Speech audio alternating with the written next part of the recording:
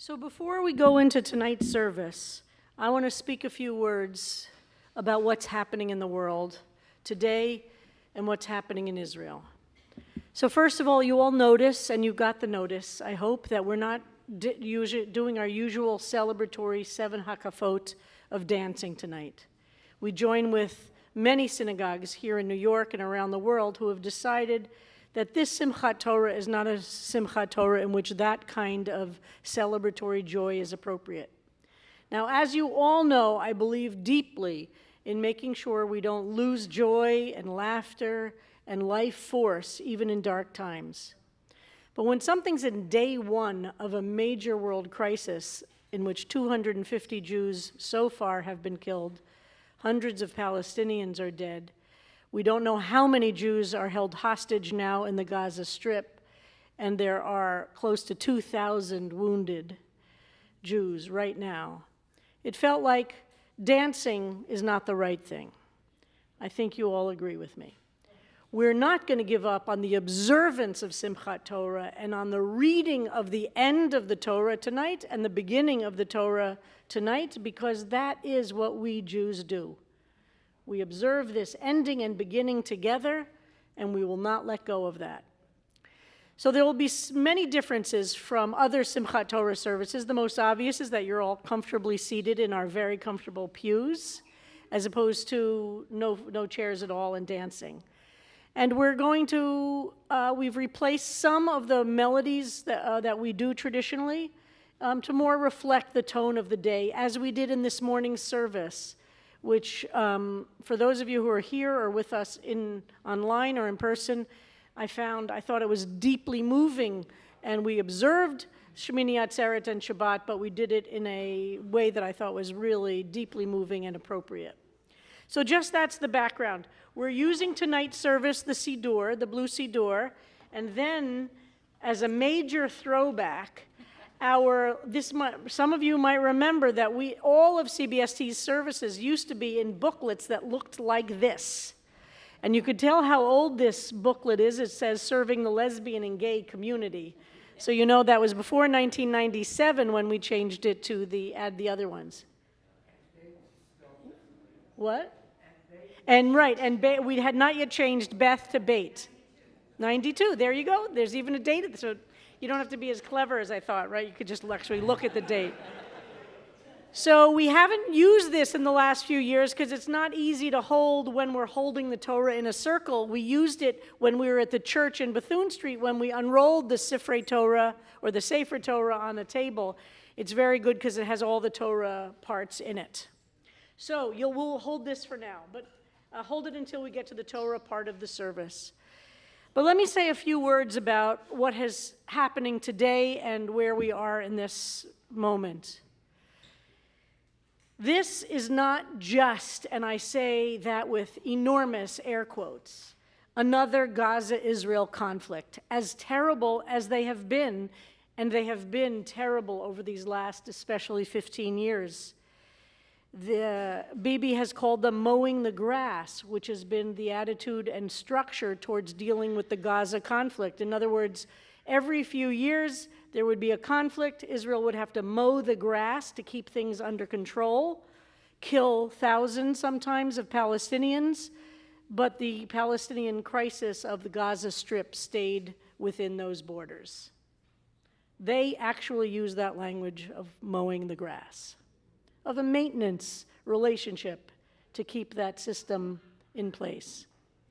This is not just another Israel-Gaza conflict, and that's really important to understand, and anybody who's at all connected to Israel really understands exactly that. It's that way, just as the way this is not just another Bibi government. And I have to hold all the time since I've been up since 3:30 this morning when I first started getting texts from friends in Israel about what was happening. There are two pockets of truth that we have to carry right now. One is a political analysis of what's going on, and there's a lot to say in the political analysis department that helps us understand context and history and dynamics. And I believe in understanding political analysis and context, It helps us to understand what might actually bring us to some kind of resolution. But the other bucket that is really where I am personally right now is the heartbreak over the terror and the tragedy of today. I believe we can carry both at once, but right now I want to talk a little bit about the heartbreak piece. But in order to get there totally, I need to make sure we all understand. And in my experience, that's not a bad thing to assume people understand things that are obvious to some and not to others. So I'm wondering if these maps could get distributed. We'll start with a little map class, and if Jason would put it up on the screen so those on live stream as well as in the sanctuary can see it. And the maps we're distributing, you're welcome to take home.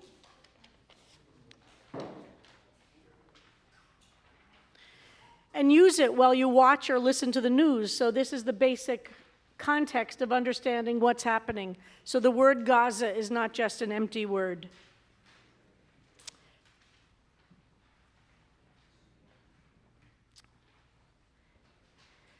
Rabbi James will be doing a class, by the way, a 4-session class, and I'll participate in the first one, about contemporary issues in Israel.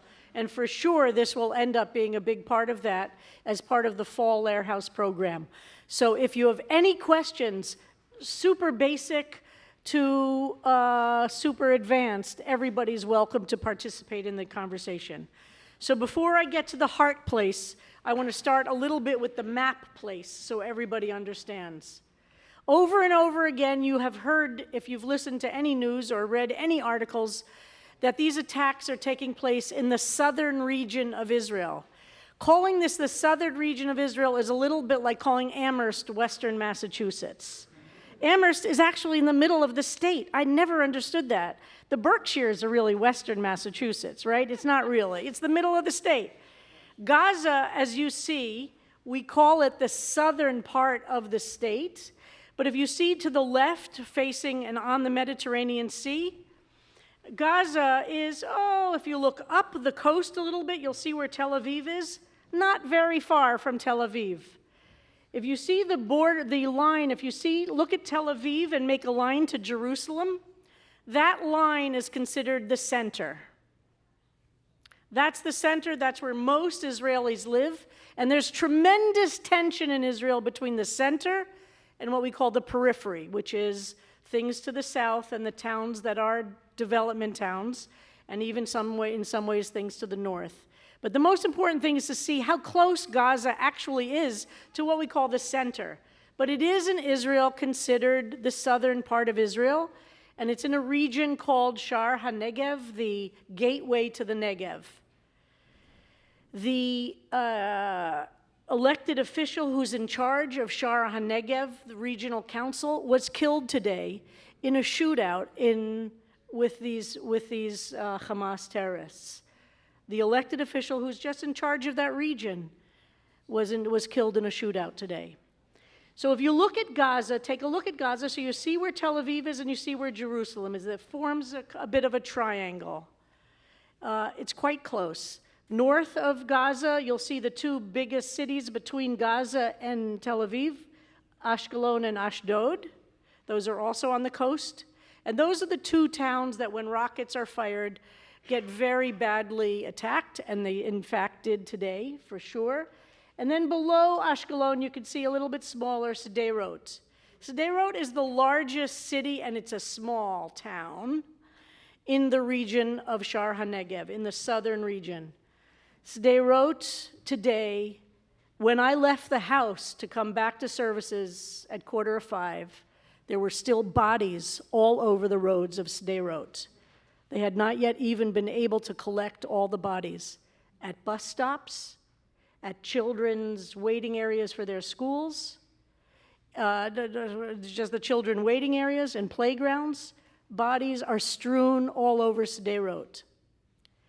If you look toward the sea, where you see the green line for the northern coast of Gaza, is a moshav called Nativ HaAsara. That that moshav is a moshav that we visit all the time when we go on CBST trips. If you've gone on any CBST trip with me that we've gone anywhere near Gaza, we always go to Netiva Asara. Most of the moshavim and kibbutzim around Gaza are left-wing, and all of them are very progressive, peace-oriented moshavim and kibbutzim who are fighting very hard for peace. And in Netiv HaAsara are the leaders of a wonderful Israeli peace organization called Nashim Osot Shalom, Women Make Peace, of Palestinian and Israeli women who work for peace together. And the leaders of that community live in Netiv HaAsara. It was originally in the Sinai desert and had to move when Israel gave up the Sinai, and that's that kibbutz. It is completely juxtaposed to Gaza. There is no time for the Iron Dome to protect from a rocket that comes in because it's so fast coming in. 15 people were killed in Netiv HaAsara today. As of 5 o'clock today was the first time that the military was able to take it back from the terrorists. For the first time since 1948, Israeli towns, moshavim, kibbutzim, were occupied and under the control of the enemy in this case. 13 moshavim, kibbutzim.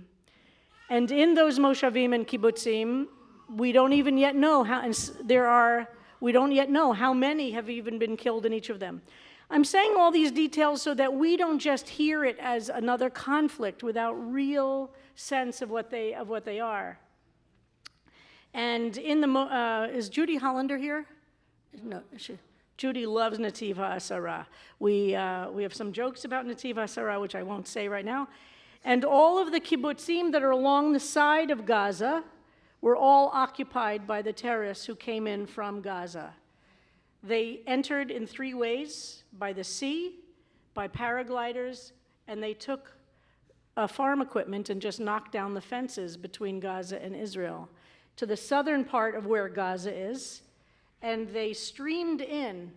And when they streamed in, they didn't realize and I put it obviously in air quotes, their luck. There was a group of young people, hundreds and hundreds and hundreds of young people celebrating the full moon in a rave party. And this was very early in the morning, and the Hamas terrorists in their jeeps just ran up and down these young people, shooting like they were in a shooting gallery, killing, maiming, and kidnapping. And some of you might have seen some of these horrific videos, which they're asking us not to distribute or to share. But there are videos of them grabbing young people and forcing them onto the jeeps turning around and driving right back into Gaza. Toddlers, young people, old people, and they even got onto a military base, including the general it has not been totally confirmed.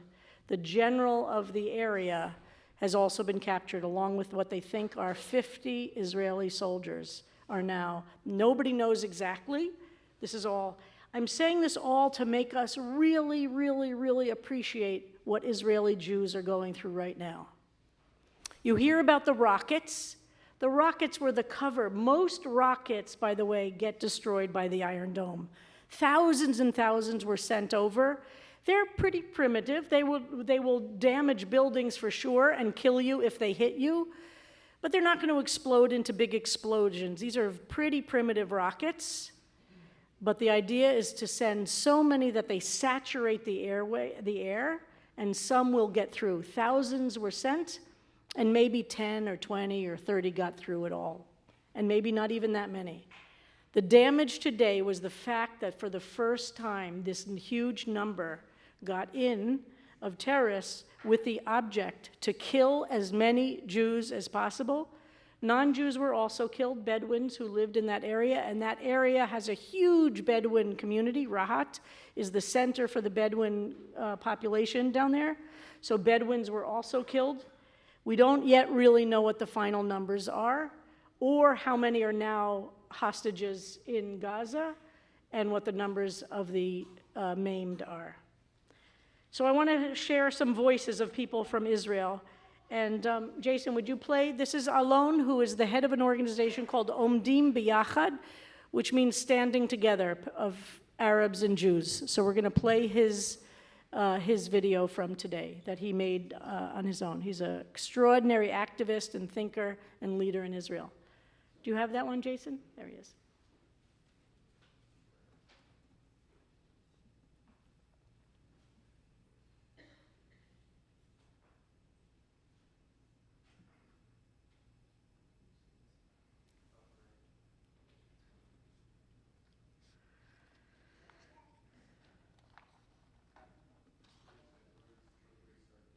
Okay.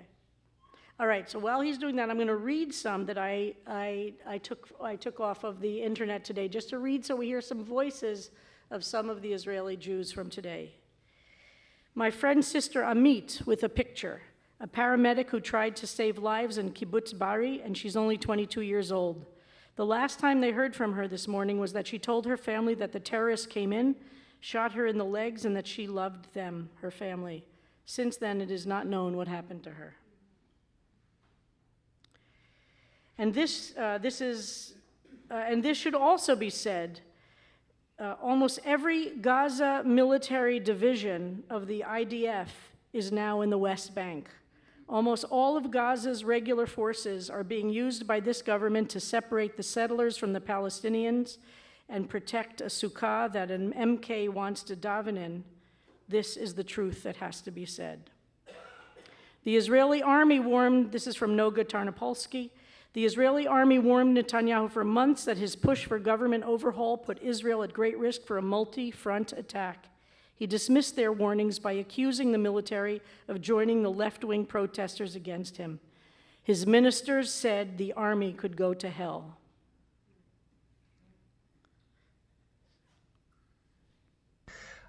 I do not know what words I can use to describe the terror and fear that we're facing here today in Israel. People are being dragged and killed and slaughtered in the south of Israel. They're being dragged from beneath their beds, from the safe houses by armed people that are looking to hurt innocent people, children, women, men. And it needs to be said in the clearest way possible that hurting innocent people is not justified. And even if the cause is freedom, and even if people are looking to fight for their own rights, you cannot do this. You cannot hurt innocent people. But another thing needs to be said today. This reality was not born today. This is a reality that we're facing for many, many, many years. A reality of occupation, of controlling millions of people that are living with no rights, with no freedom, with no independence. And as long as we're continuing, this is an alarm going right now here in Israel. I need to go. As long as we're continuing this reality, no one will be safe. We need to go in the opposite direction, a direction of peace and, living with rights and equality for everyone. I need to go now.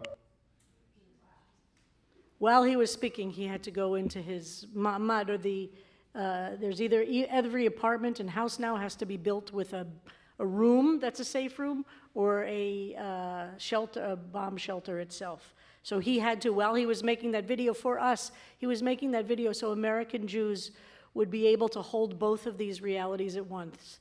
Both be sympathetic and have our hearts ripped open with the terror and fear that people are experiencing, and understanding that to solve this is going to take something that's much bigger than fear and despair.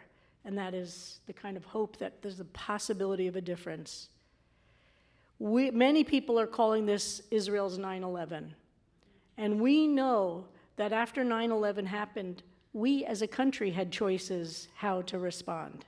When the world rallied around us, there were opportunities for multinational positions on peace and prosperity and possibilities had we all united against the kind of terrorism that the world was experiencing. And some of the decisions that got made has created some of the deepest problems. Can we look at Afghanistan or Iraq? And so those were successful responses. They felt good for many people because there was a retaliatory kick. But long term, we have to both hold the need to want to punish those who are cruel and heinous and guilty of such horrific, horrific violence, but also be able to hold the possibility that we might be able to figure out a different way. We are now on the precipice. There are so many things of forces that present terrible possibilities going forward. The complete carpet bombing of Gaza is a likely possibility. Hezbollah in Lebanon, who is under control of Iran. Iran also controls Hamas. Is this really just a local battle, or is Iran trying to do something else? These are questions. I don't have the answers to them, but that every Israeli is looking to that northern border constantly right now. Is this multi-force attack going to come also from the north? Clearly, some of the goal of those infiltrators is to hijack cars that have Israeli license plates so that they could drive to other parts of Israel and infiltrate other parts of Israel with cars with Israeli license plates. Has that happened? Are there terrorists now driving along into other parts of Israel that are not on the Gaza border? These are the questions that every Israeli I know is anxious about. And what will be the retaliation behind? I also pray, and I've spoken to several of my Palestinian friends today, the fear of what a collective punishment will do, both in the West Bank and in Gaza. So these things we can be sure about. There will be many, many more tragic deaths of Israeli Jews and Palestinians. And the hardliners in both groups will become more and more fierce and powerful. Everything else, we don't know. So tonight we gather as American Jews to express deep solidarity and compassion and heartbreak for all those who are suffering in Israel right now. Amir Tibon, who is a great writer for the newspaper Haaretz, he just spoke last week at CBE in Brooklyn, spent 12 hours cowering with his 2 toddler children as 5 terrorists were outside his door in his building in the south. 12 hours with 2 toddlers. Finally, the army came. It took the army 5 to 7 hours to get to different places and even longer to get in. And his father took a group of soldiers to that building and killed the 5 terrorists who were outside the door. So whenever we think there's a simple political solution, we have to try and imagine what that terror is like. And whenever we think there is a solution that will solve it all, we have to remember we haven't come up with it yet. So, but here we are, we gather together tonight to celebrate the Torah. Not the Torah of the settlers who imagine Jewish supremacy comes from the words of these texts, but the Torah that teaches us compassion for the stranger, justice for the poor, worrying about those who don't have homes, caring about justice and in the courts and in our political systems. That's the Torah we celebrate tonight. And we will not let anybody else take Judaism away from us. So let's pray for the land, the state of Israel, and all of its peoples. Let's pray for the possibility of peace. These next days and weeks and months are going to be horrific. We must continue to believe in the impossible and to imagine that we can be help to those in Israel and in the Palestinian territories who want peace and believe it, that there are so many who do.